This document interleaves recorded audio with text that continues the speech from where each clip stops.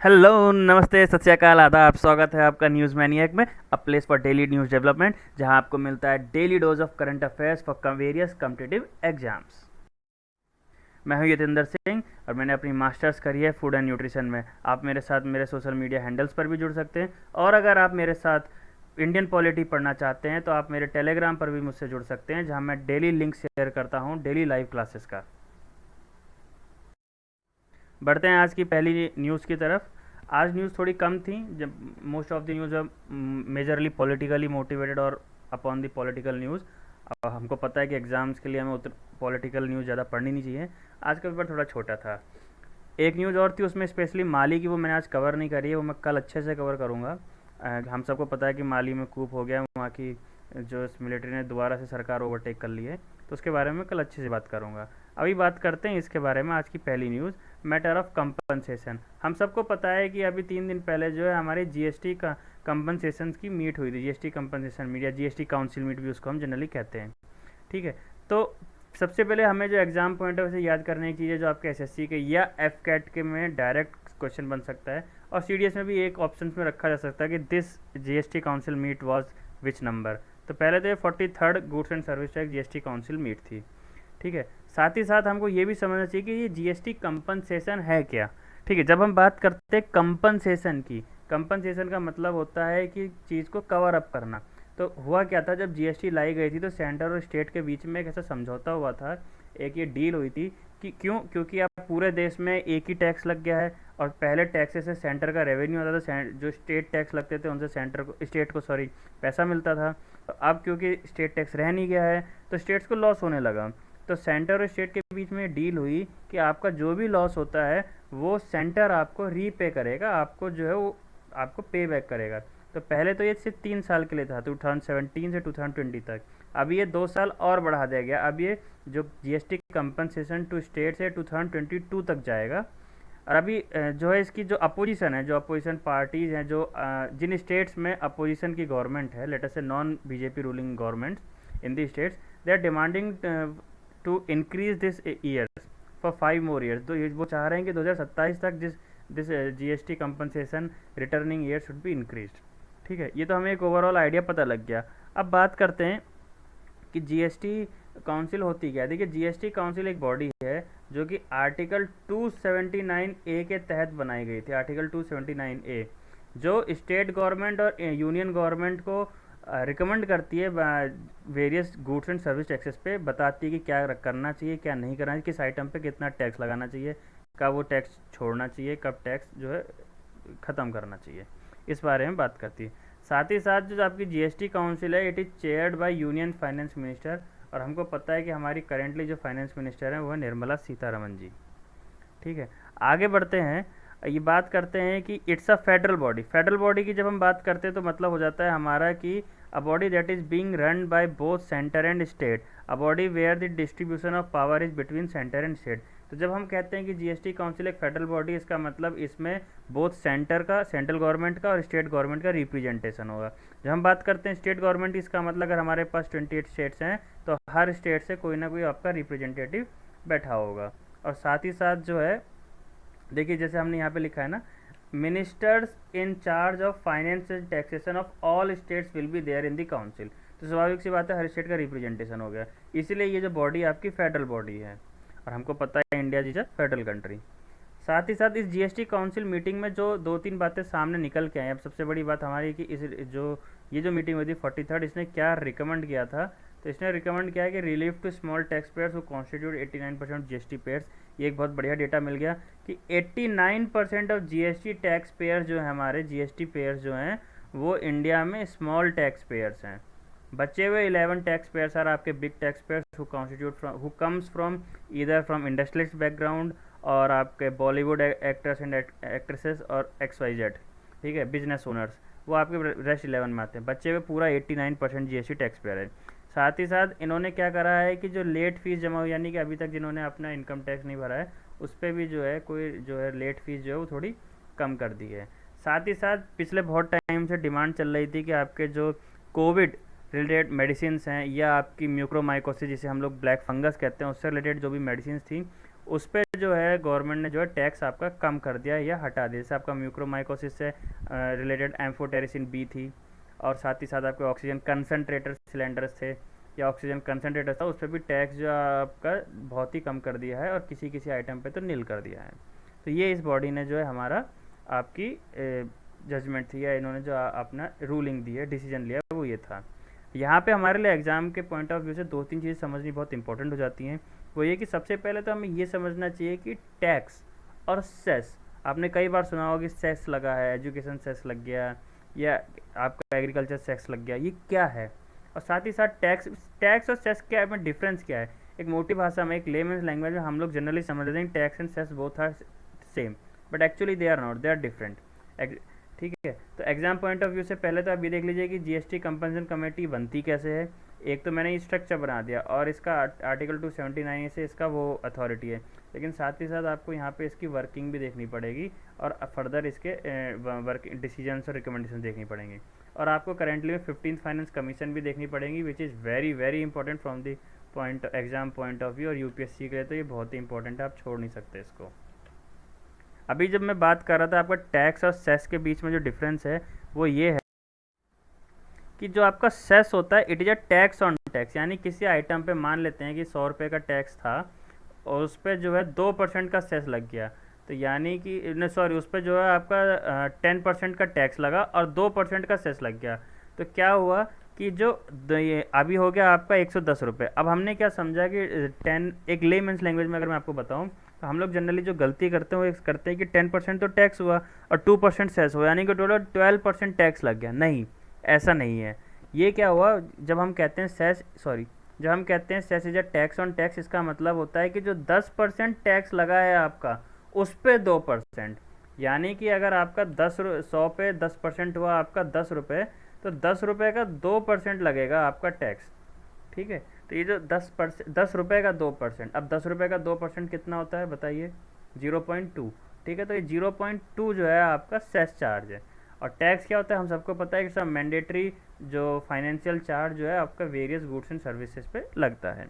साथ ही साथ आपका जो सेस है ये सिर्फ और सिर्फ यूनियन के पास रहता है, यानी सेंट्रल गवर्नमेंट को जाता है, लेकिन जो आपका टैक्स है वो सेंटर और स्टेट्स के बीच में डिस्ट्रीब्यूट होता है। ये भी क्लियर हो गया। साथ ही साथ एक चीज़ और बता दूं, सेस हर चीज़ पे नहीं लगता है, cess is a cause oriented tax. ठीक है, या सेस को हम कॉज ओरिएंटेड कह सकते हैं, स्पेसिफिकली लगता है किसी गुड्स पे सर्विस पे। फॉर एग्जांपल जो हम कहते हैं एजुकेशन सेस, तो एजुकेशन सेस स्पेशली जो है सिर्फ और सिर्फ सेंटर को ही जाएगा और स्टेट को नहीं जाएगा। और टैक्स तो हमको पता है कि जनरल टैक्स है, ये हर गुड्स या सर्विस पे लगाया जा सकता है। ये हमारी आज की दूसरी डेवलपमेंट है, और ये काफ़ी अच्छी डेवलपमेंट है चाइना के पॉइंट ऑफ व्यू से भी और रीजन के पॉइंट ऑफ व्यू से भी। देखिए, गलत बातें करना या जो है नेगेटिव बातें करना, वो तो चाइना के खिलाफ कोई भी कर सकता है, but we should see that अगर चाइना ग्रो कर रहा है तो रीजन का ग्रोथ होगा ऑफ कोर्स। ठीक है, दो हमारा उतना डायरेक्टली नहीं, और मीडिया हाउस तो हमेशा इसके अगेंस्ट बात करता है, लेकिन हम नहीं कर सकते। वी आर यूपीएससी स्टूडेंट्स, तो हमें हमेशा पॉजिटिव ही देखना चाहिए, पॉजिटिव अप्रोच ही रखनी चाहिए। ठीक है, तो इस न्यूज़ आर्टिकल में ये बात कर रही है कि अभी कुछ दिन पहले जो मैंने आपकी न्यूज़ बताई 16th एंड 15th, तो आपका जो चाइना था, चाइना ने अपना स्पेस प्रोग्राम है जो आपके मार्स पे पहुंचा दिया था। चाइना का मार्स प्रोग्राम था। ठीक है, तो मार्स प्रोग्राम में, इस मार्स प्रोग्राम का जो नाम था वो था तियानवन-1। एग्जाम पॉइंट के लिए बहुत ही इंपॉर्टेंट हो जाता है, सीडीएस या एफकेट के लिए, यूपीएससी के लिए भी इंपॉर्टेंट हो जाता है कि तियानवन-1 जो है आपका स्पेस प्रोग्राम था। और इट्स एक्चुअली रोवर प्रोग्राम। तो वहाँ पे किया गया था कि आपका पहले रॉकेट पहुँचा, रॉकेट से जो है आपका एक रोवर निकलेगा, वो जो रोवर है आपका वो जो है ऑर्बिटर निकलेगा, ऑर्बिटर के ऊपर जो लैंडर आएगा, लैंडर आपका मार्स पे लैंड करेगा, लैंडर से जो आपका रोवर निकलेगा, रोवर में एक कैमरा लगा होगा, वो पूरे मार्स की सतह पे जो घूमता रहेगा और जो है डिटेल इकट्ठी करता रहेगा, और नीचे जो आपकी स्पेस एजेंसीज हैं ये उस डेटा को एनालाइज करेंगे, and then they will further move into the development of that particular field. तो ये तो हमको पता है। तो ये जो हमारा तियानवन-1 था ना, ये हमारा जो है आपका मिशन का नाम था, दिस वन। और जो जुरोंग था, जो रोवर था हमारा, वो उसका नाम था जुरोंग। नाउ जो अब कल डेवलपमेंट हुई है, कल क्या हुआ है कि अब हम सबको पता है कि China is preparing for its manned space mission. Manned space mission का मतलब होता है कि चाइना स्पेस में अपने आदमी भेजने वाला है, अपने नेशनल्स भेजने वाला है। तो इस जो मैन्ड मिशन है इसका नाम है सेंजोउ 12 एंड सेंजोउ 13 मिशन। ये आपका इस मैन्ड मिशन है चाइना का। ठीक है, तो कल चाइना ने क्या करा है कि कल चाइना ने अपना जो है कि कार्गो स्पेसक्राफ्ट स्पेस में भेज दिया है पहले ही एडवांस में ही। इस कार्गो स्पेसक्राफ्ट में क्या है कि जो इसके एस्ट्रोनॉट्स जाने वाले, चाइना के एस्ट्रोनॉट जाने वाले स्पेस में, उनके लिए फूड है, उनके लिए अदर रिक्वायरमेंट्स है जो स्पेस में वो यूज़ करने वाले हैं फॉर फ्यू मंथ्स। क्योंकि ये जो आपके एस्ट्रोनॉट्स हैं वहाँ पे कुछ महीने रुकेंगे। तो ये कार्गो, जैसे नाम से क्लियर है कार्गो स्पेसक्राफ्ट, इसका मतलब जो है कि सामान गया है स्पेस एस्ट्रोनॉट्स की रिक्वायरमेंट के लिए। तिहंजो 2 तो कार्गो स्पेसक्राफ्ट था, यानी कि जो है, और रॉकेट, जिस रॉकेट ने इसको अर्थ के ऑर्बिट से बाहर ले जाके जो है आपके इंटरनेशनल स्पेस स्टेशन पे या लेके गया है, तो वो था, उसका नाम था लॉन्ग मार्च 7। ये रॉकेट का नाम था। इसी रॉकेट दैट कैरिड तिहंजो 2 स्पेसक्राफ्ट। और सेंजो 12 और सेंजो 13 जो है वो इसका मैंड मिशन है, मैंड स्पेस मिशन हो गया चाइना का। ठीक है, तो ये तो हमने बात कर ली चाइना की। यहाँ पे हमारे लिए इम्पोर्टेंट हो जाता है गगनयान। गगनयान जो है इंडिया का मैंड स्पेस मिशन है, आपको इसके बारे में पढ़ना पड़ेगा। और अभी तक अगर ये कोरोना नहीं लगता और थोड़ी सी डिले नहीं होती तो शायद हम चाइना से पहले अपना मैंड स्पेस मिशन कंप्लीट कर लेते। अब तक हमने लॉन्च कर दिया होता, but it has been now delayed. अब लेट्स सी कब तक डिले हो गया। पहले तो इस मार्च में होने, इस मई में होने वाला था, अब देखिए कितना डिले हो गया है। अभी नेक्स्ट अपडेट आई नहीं है, जैसी आती है मैं कवर कर लेता हूँ।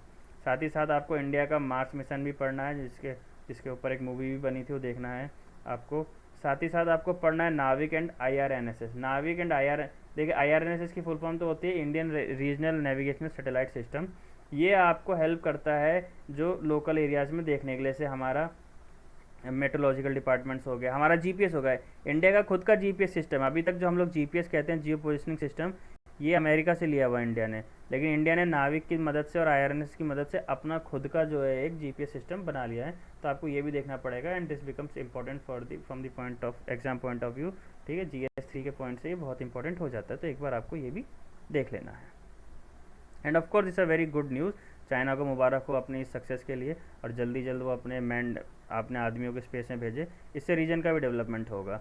और अगर ये चाइना जो है अपने आदमियों को जो है मैंड मिशन अपना कंप्लीट कर लेता है, तो ये तो मान के चलिए कि China will become economically dominant in the world. क्योंकि फिर जो पूरी दुनिया के देश जो हैं, छोटे मोटे देश, वो चाइना की स्पेस एजेंसी के पास जाने लगेंगे अपने रॉकेट लॉन्चेस के लिए, अपने स्पेसक्राफ्ट लॉन्चेस के लिए, अपनी सैटेलाइट लॉन्चेस के लिए। तो उससे जो है चाइना बहुत पैसा कमाएगा, तो चाइना इकोनॉमिकली बहुत डोमिनेंट हो जाएगा। इसके लिए इंडिया को भी अपने मैंड मिशन जो जल्द से जल्द करना पड़ेगा। और एक बार और बता दूं आपको कि अभी तक पूरी दुनिया में सिर्फ और सिर्फ 3 कंट्रीज ऐसी हैं जिन्होंने मार्स मिशन सक्सेसफुली कंप्लीट किया है। इंडिया ने चाइना से पहले कर लिया था, but that was not 100% successful, it was only 97% successful. क्योंकि हमारा जो लैंडर था, जो हमारा लैंडर उस पर लैंड करना था, लैंडर विक्रम, वो जो है बाद में जाके कुछ हमारी इंडियन स्पेस एजेंसी इसरो के साथ कम्युनिकेशन लूज हो गया था। और फिर एक्चुअली वो लैंड तो कर गया था, but that was not smooth landing, that was hard landing, और फिर उसके बाद जो कनेक्शन लूज हो गया। ठीक है, तो इसलिए इसको 97% कंप्लीट बोला गया। 100% कंप्लीट USA, रसिया और सिर्फ चाइना ने ही आज तक किया है। ये हमारी आज की लास्ट न्यूज़ है। Delhi high court to give verdict on Central Vista today. देखिए, आपको मैं बात बताता हूँ कि सेंट्रल विस्टा के ऊपर काम किया जा रहा है। सेंट्रल विस्टा जो है हमारा नया पार्लियामेंट हाउस बनेगा। ठीक है, और जब हम आगे बढ़ते हैं तो बहुत सारे लोगों ने एक पिटीशन फाइल की थी दिल्ली हाई कोर्ट में कि कोरोना हो रहा है, इस टाइम पे सेंट्रल विस्टा पे काम करने की क्या ज़रूरत है, सेंट्रल गवर्नमेंट जो है नहीं, लोगों का ख्याल नहीं रखना चाहती है, एंड कोरोना फैल जाएगा, वर्कर्स को कोविड हो जाएगा, कौन ख्याल रखेगा उनको, और XYZ ऐसी करके इन्होंने पिटीशंस लगाई थी बहुत सारी।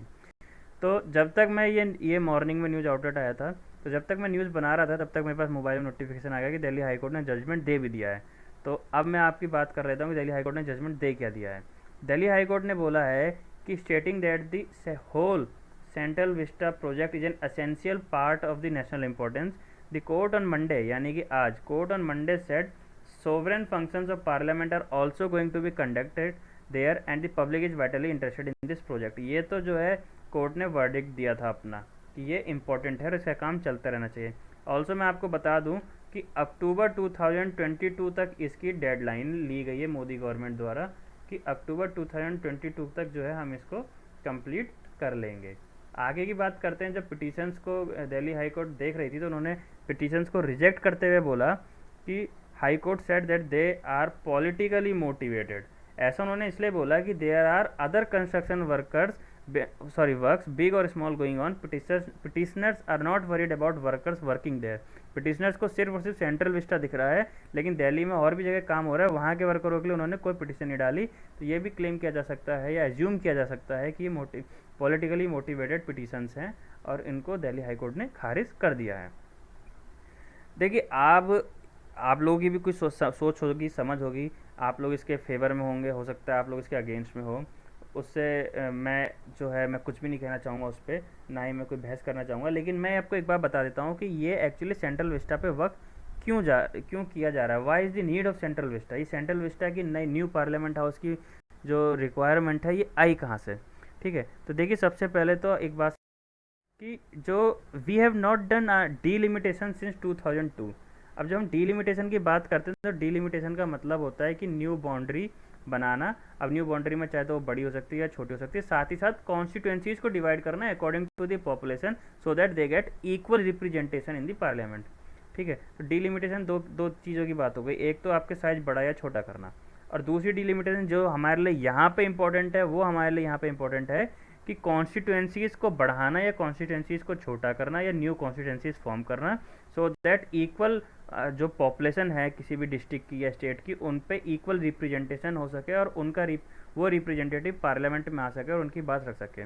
क्योंकि देखिए, अब क्या हो गया कि पहले वाला ज़माना नहीं रहेगा जो 20 साल पहले, 30 साल, 25 साल पहले तक था, कि जो बाहुबली होगा शहर का, जो गुंडा होगा, वही उसी को लोग वोट देंगे और वो जाके वहाँ पे आपका नेता बन जाएगा। नहीं, आज जो है इशू स्पेसिफिक हो गया है। आज जो पब्लिक चाहती है कि जो हमारे इशूज़ हैं वो वहाँ पहुँचे, आज पब्लिक उसको वोट देती है जो उनके किसी इशू पे, किसी मुद्दे पे बात करता है। Now public has gone to city centric issues, the voter behaviour has changed. ये हमको समझना पड़ेगा। साथ ही साथ जो पार्लियामेंट हाउस है हमारा, उसकी 1971 से अभी तक जो है सीट फिक्स हैं। पहले सीट बढ़ती थी, जैसे जैसे पॉपुलेशन बढ़ रही थी वैसे वैसे आपकी पार्लियामेंट में कैपेसिटी बढ़ाई जाती थी। 1971 के बाद 542 सीट्स थी, उसके बाद से अभी तक सीट बढ़ी ही नहीं है। अब आप एक बार इमेजिन करके सोचिए, 1971 से 2021 आ गया, क्या अभी तक पॉपुलेशन ही नहीं बढ़ी होगी? पिछले 50 साल में इंडिया की पॉपुलेशन ही नहीं बढ़ी होगी। और अगर इंडिया की पॉपुलेशन बढ़ी है तो क्या ये प्रॉपर रिप्रेजेंटेशन है? 50 साल में कितनी पॉपुलेशन बढ़ गई होगी इंडिया की, पूरी डेमोग्राफी चेंज हो गई है इंडिया की, सेक्स रेशियो चेंज हो गया इंडिया का, रिक्वायरमेंट चेंज हो गई इंडिया की, ज्योग्राफी चेंज हो गई है इंडिया की, टेक्नोलॉजिकली हम चेंज हो गए। हमारे जो ओरिएंटेशन थे, हमारे जो एम्स थे इंडिया एज अ सिटीजन्स के और India as a whole in the international platform, वो चेंज हो गए हैं। लेकिन रिप्रेजेंटेशन आज भी हमारा उतना ही है। क्या ये प्रॉपर है? क्या ये सही बात है? इसलिए जो है एक प्रॉपर रिप्रेजेंटेशन हो सके लोगों का, केंद्र सरकार में एक प्रॉपर रिप्रेजेंटेशन हो सके लोगों का सेंटर में, इसलिए जो है पार्लियामेंट हाउस की सीटिंग कैपेसिटी बढ़ाई जा रही है। एंड अभी जो हमारे पास 542 सीट्स हैं टोटल, इसको कुछ 700 से 800 के बीच में कर दिया जाएगा। अभी एक आइडिया लिया जा रहा है, they have not fixed it right now. तो हम जो एग्जिस्टिंग पार्लियामेंट हाउस है उसके पास इतनी सीटिंग कैपेसिटी नहीं है। देखिए, अगर सेंट्रल की बढ़ेगी, लोकसभा की बढ़ेंगी, तो राज्यसभा की भी बढ़ेंगी, तो टोटल नंबर ऑफ सीट्स बहुत सारी हो जाएंगी। This will go beyond 1000। तो अभी जब इतनी लिमिट हमारी जो करंट पार्लियामेंट है उसकी नहीं है, तो इसीलिए जो है नया सेंट्रल विस्टा प्रोग्राम बनाया जा रहा है। अब ये कितना सही है कितना गलत है, I leave it that up to you, but जो रेशनल बिहाइंड था वो ये था। साथ ही साथ जो है जो अभी करंट का जो पार्लियामेंट था वो थोड़ा सा पुराना होगा, जिसमें वियर और टीयर होने के बावजूद, रेनोवेशन वर्क होने के बावजूद भी वो जो उसमें उतनी कहीं ना कहीं प्रॉब्लम आ रही थी।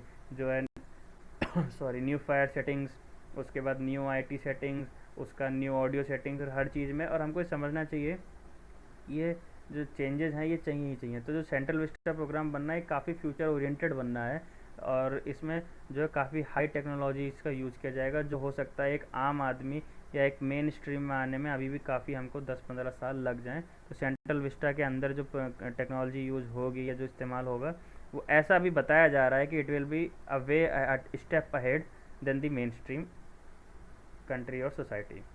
तो बाकी rest it's up to you कि आपको कितना सही लग रहा है, कितना गलत लग रहा है। मैंने आपको इसके बिहाइंड का पीछे का रैशनल बता दिया और दिल्ली हाई कोर्ट का आज का डिसीजन बता दिया। साथ ही साथ एग्ज़ाम पॉइंट ऑफ व्यू से हमारे लिए इंपॉर्टेंट हो जाता है डिलिमिटेशन कमेटीज़। अभी तक इंडिया में वेरियस डिलिमिटेशन कमेटीज़ बन चुकी हैं। साथ ही साथ आपको आर्टिकल 81 और आर्टिकल 170 भी देखना है। Article 81 talks about for the centre to set their representation basis on the population, और article 170 talks for the states. तो ये थी हमारी आज की। उम्मीद करता हूँ कि आपको आज का प्रोग्राम अच्छा लगा होगा। अगर आपको आज का प्रोग्राम अच्छा लगा है तो please like and comment and do give me suggestions, मैं उन पर ज़रूर वर्क करूँगा। And keep supporting me. Thank you.